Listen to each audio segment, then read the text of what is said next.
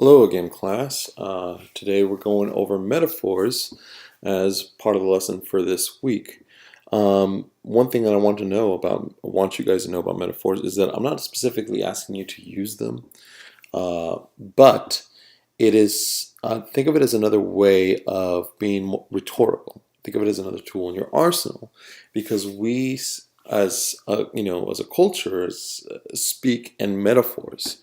As such, it is a great thing to be able to use your metaphors rhetorically, especially if you have an instance where you just can't quite explain something. Metaphors are usually the way we use, or what we use to explain that given experience. So let's get into it,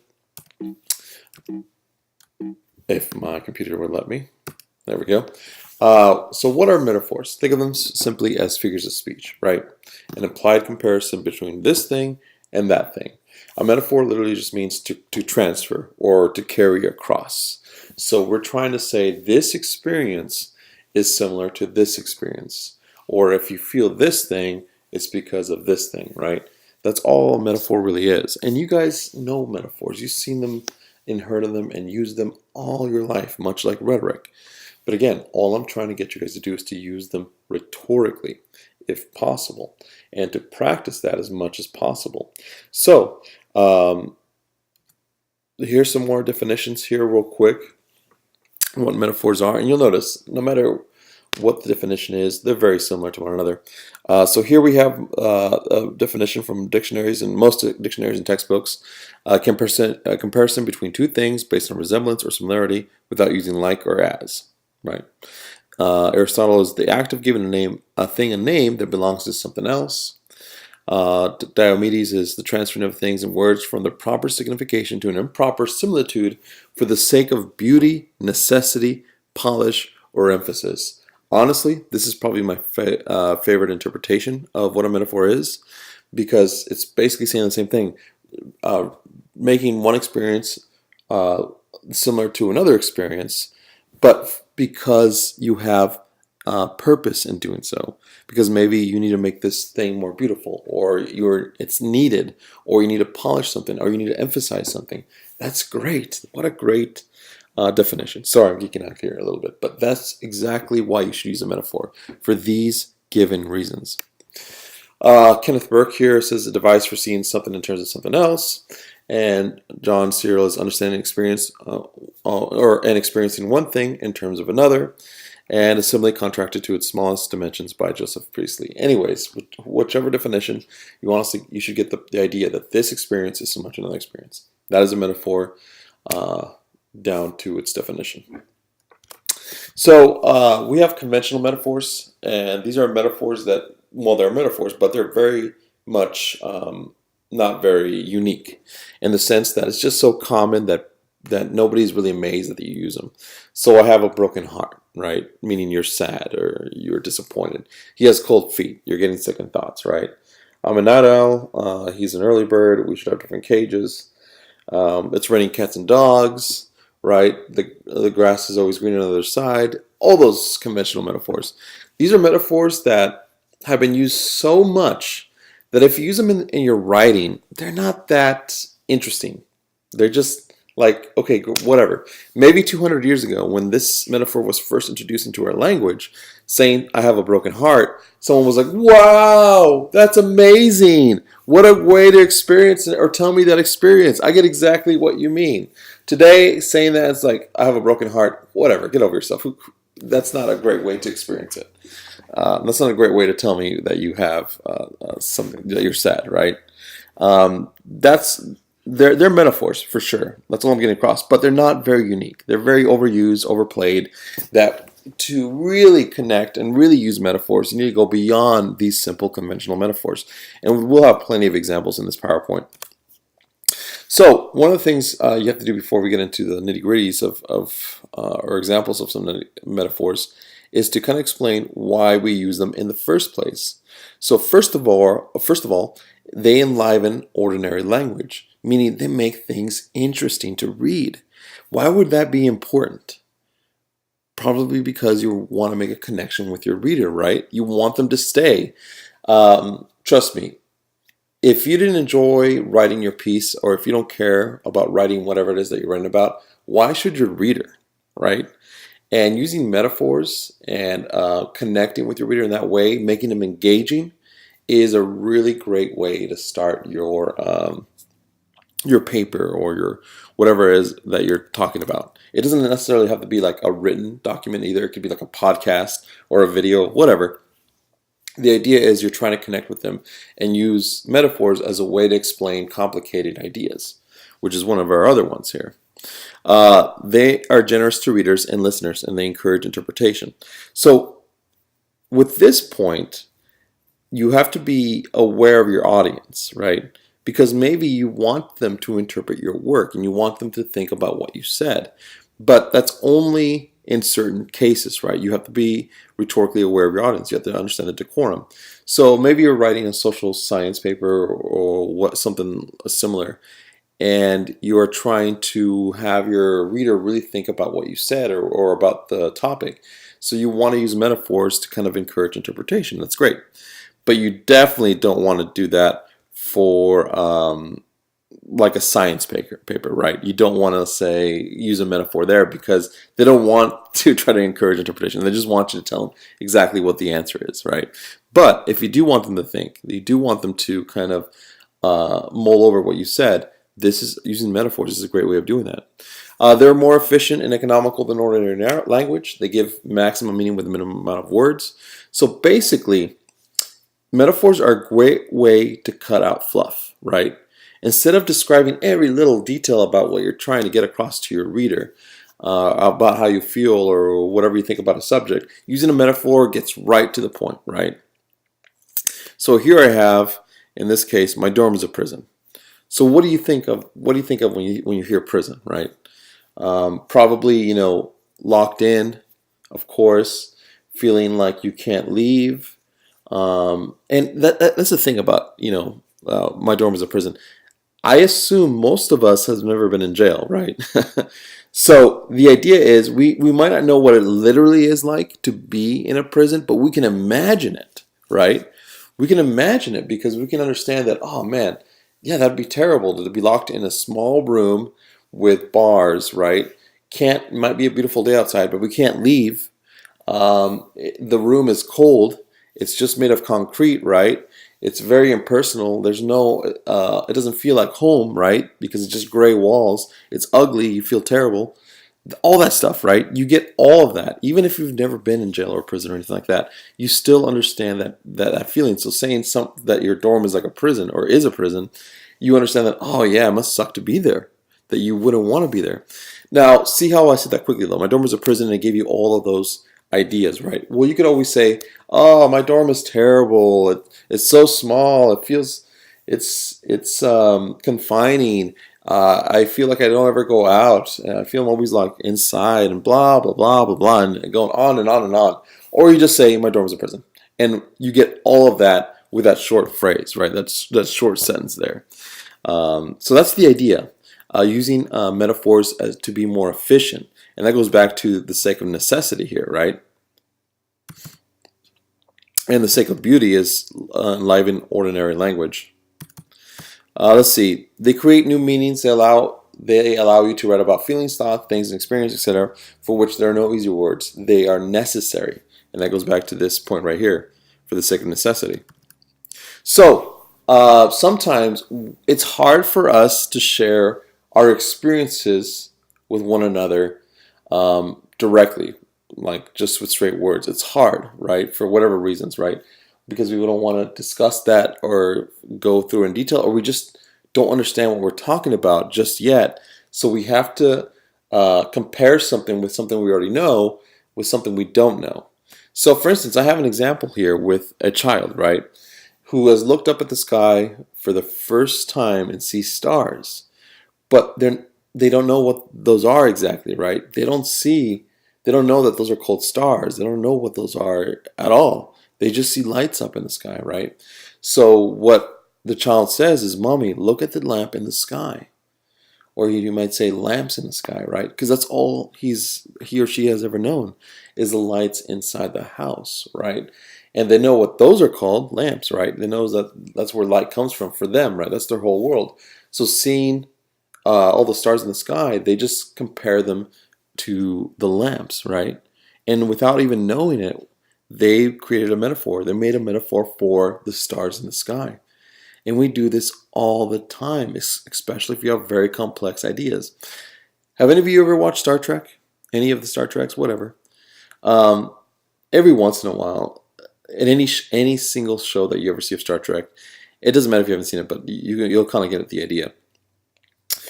Anytime you ever seen Star Trek, there's always like this pseudoscience explanation about what they're going to be doing, right?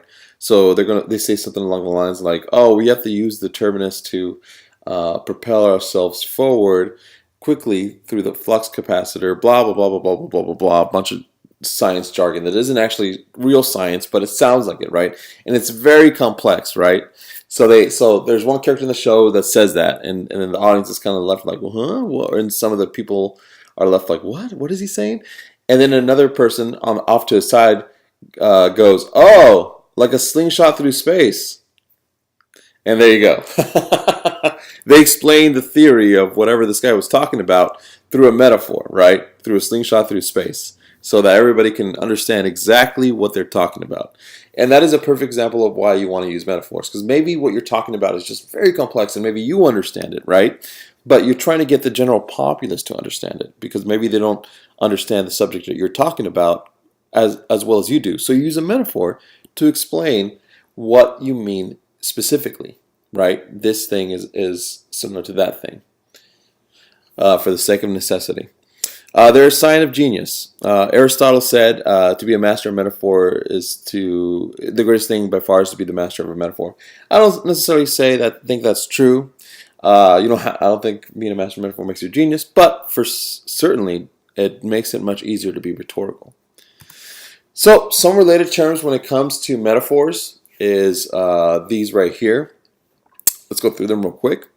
An extended or telescoping metaphor. Think of it as a sustained metaphor. Think of a metaphor that goes like throughout the whole sentence, or maybe even a whole paragraph, because the metaphor is so rich and it really lets you know, what exactly they want you to feel. So here's an example. The teacher descended upon the exams, sank his talents into their pages, ripped the answers to shreds, and then, perching in his chair, began to digest. The teacher descended upon the exams, sank his talents into their pages, ripped the answers to shreds, and then, perching in his chair, began to digest. Tell me, would you like to take this teacher for English 102? Probably not, right? This teacher is being referred to as a bird of prey, like not a dove, right? Or a bluebird or anything like that. They're most likely a hawk or a eagle, right?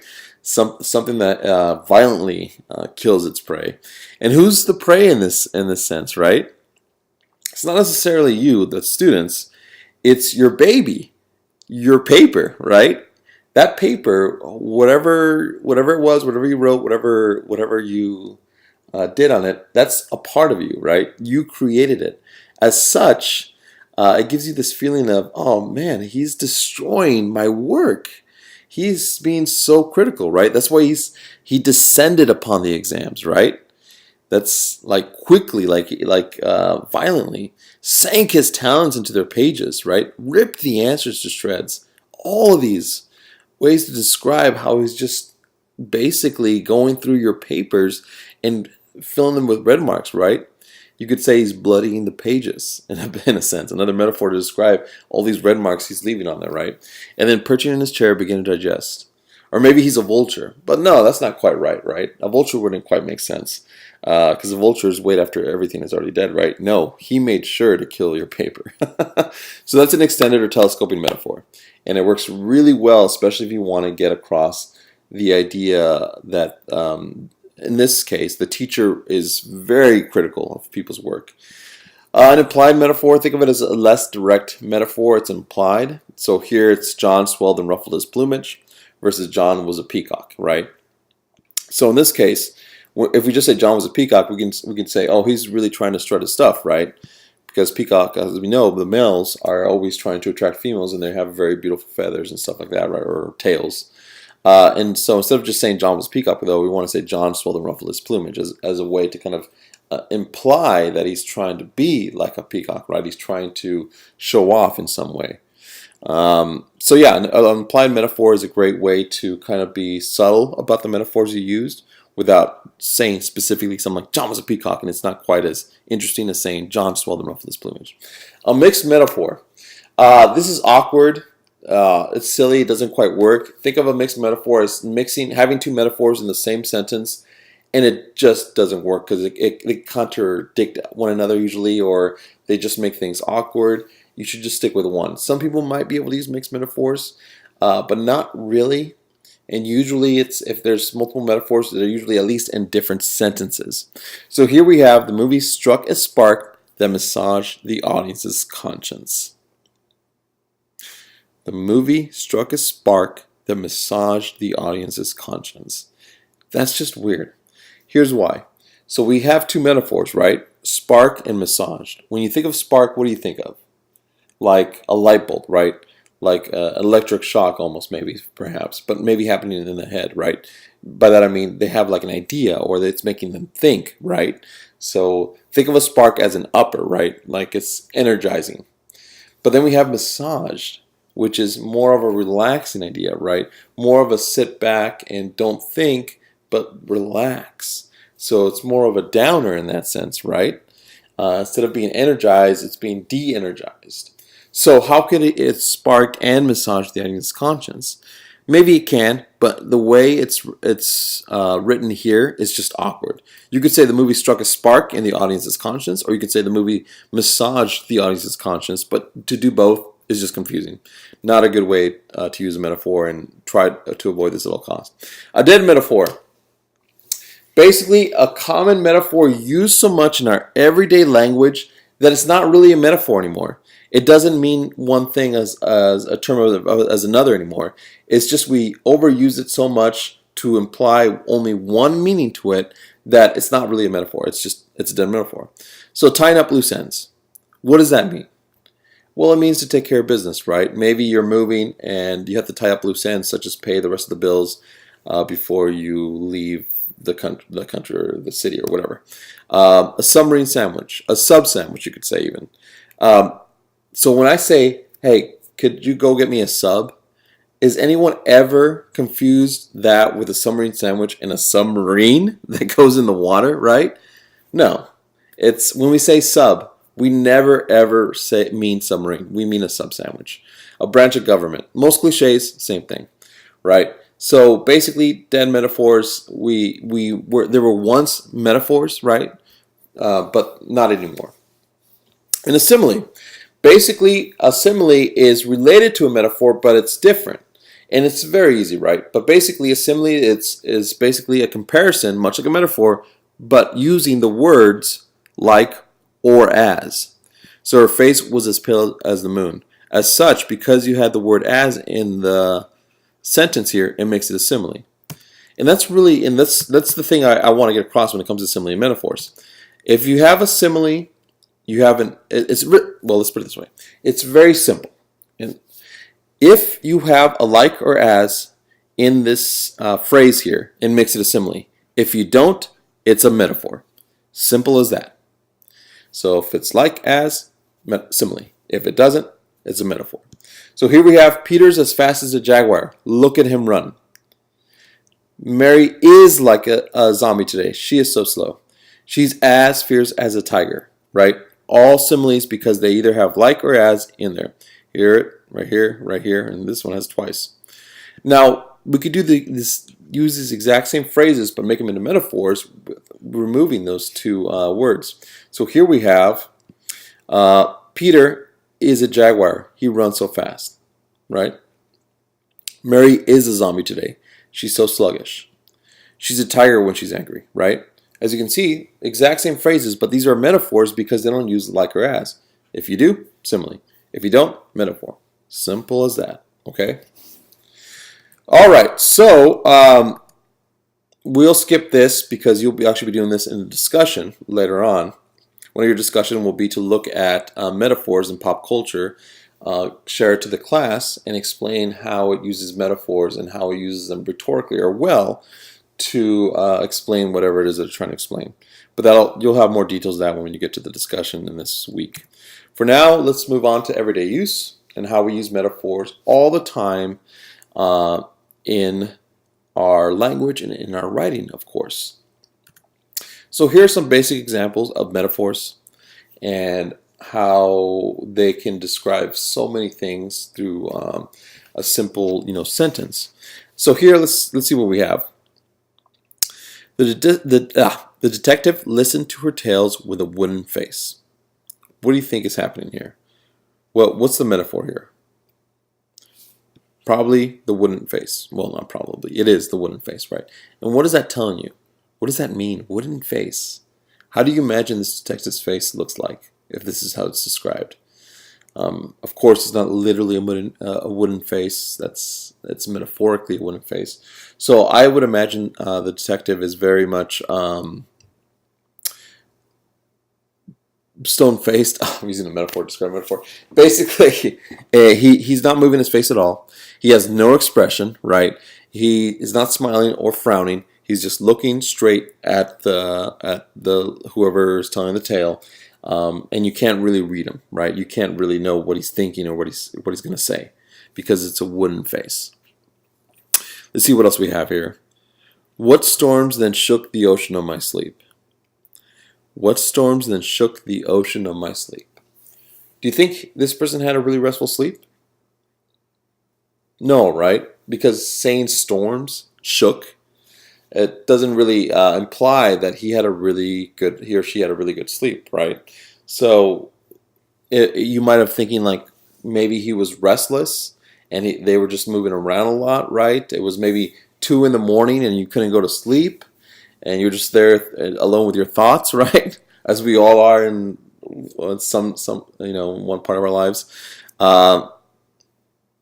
So the idea being that the sleep was instead of saying like, oh, I had terrible sleep last night, you could just say, what storms then shook the ocean of my sleep? It's just, that's one of those cases where it makes the language more beautiful, right?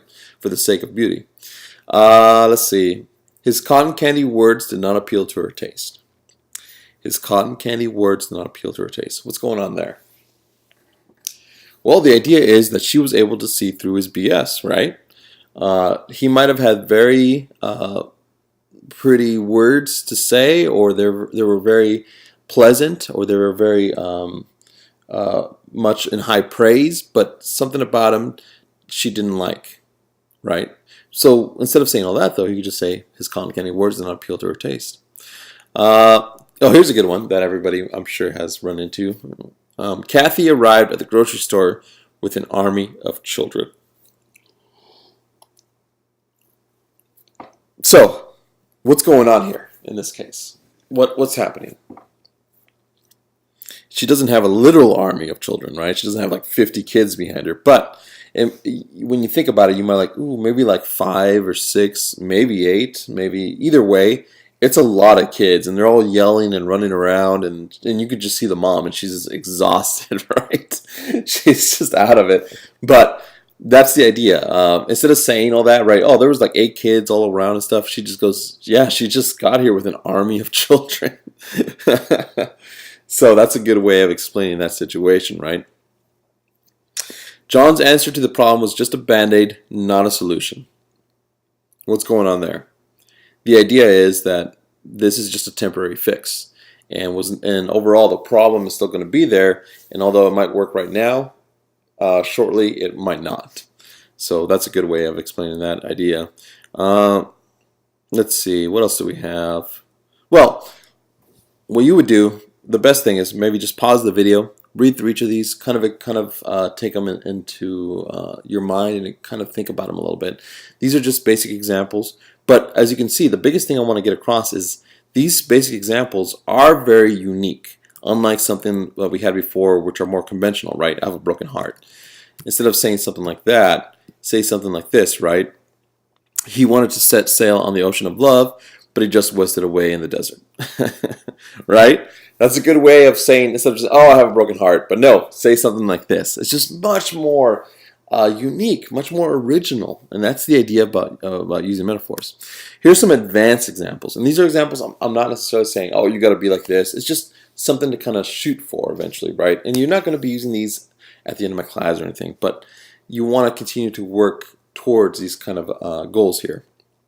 So, what do we have here? Let's see. Laugh a drink from the deep blue cup of sky. It's this one right here. Laugh a drink from the deep blue cup of sky. So what do you think is going on here?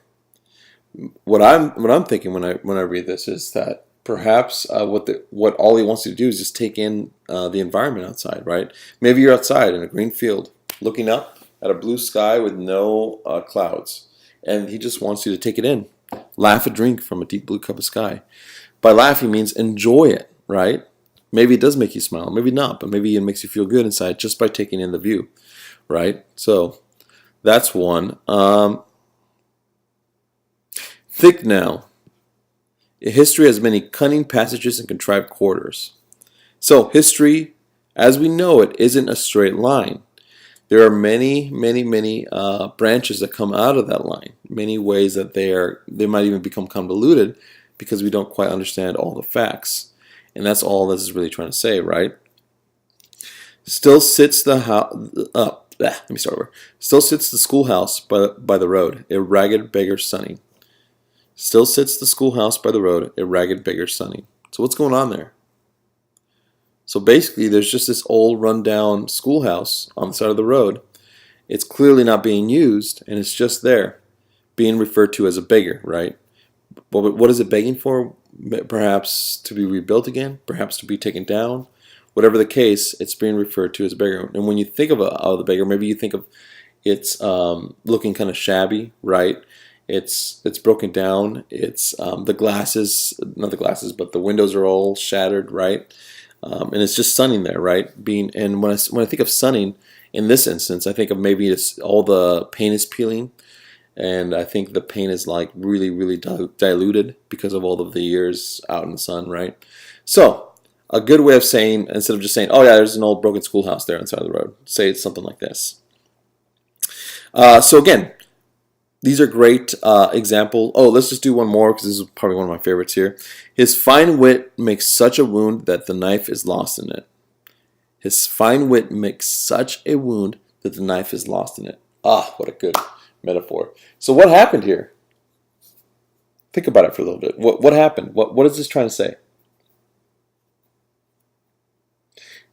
All it is two people arguing, right? And maybe they're making fun of each other. And one of them burned the other person so bad that the opponent wasn't even going to make a comeback. Yeah? That's all this is. His fine wit makes such a wound that the knife is lost in it. That's great. That's awesome. That's a good way of saying, oh man, he burned that guy so bad that this is over. This competition is over. That's all it's saying there. All right, and finally we have some pro examples here. And these examples are really great. They're phenomenal. One in particular I really like to use, but this video is kind of long, so I'm just going to read them to yourself out loud. But let's analyze this one here before we wrap this up. So here we have, what a thrill. My thumb instead of an onion, the top quite gone except for a sort of hint of skin. A celebration this is. Out of a gap, a million soldiers run. Red coats, every one. By Sylvia Plath. What do you think happened here? What's going on? She just cut herself. She's just bleeding. But see how boring that is to say? Oh, I cut myself and I'm bleeding. I'm a dumbass. That's boring. But look at this. What a thrill. My thumb instead of an onion. Have you ever cut an onion? Or any vegetable, really? Do you know how it feels? Because you do feel it when you're cutting down through the onion and you feel the small resistance that through the knife, right? But it doesn't matter because the knife is so sharp that you go right through it. So imagine that, but instead of an onion, your thumb. That shiver you felt. That's exactly what Sylvia Plath wanted you to feel. That idea of the thumb being cut so quickly despite that little resistance, and it cuts right through it. The top quite gone except for sort of hinge of skin. A celebration this is. What kind of a celebration? Not a 4th of July kind of celebration, right? No. A celebration of pain, I would think, right? Out of a gap, 1,000,000 soldiers run. Redcoats every one. What are these 1,000,000 soldiers? Your blood cells, right? There's 1,000,000 of them. Redcoats every one, of course. Red, color of blood. So, as you can see, it's a great way of explaining this, right? And like I said, for the sake of beauty, this is a good metaphor for this. Instead of just saying, I cut myself. I'm bleeding. No. This is the ways to do it. So, that will do it for metaphors. After this, watching this video, please go and do the discussion on metaphors for this week. And that'll help you understand why metaphors would be a great way to try to use in your writing.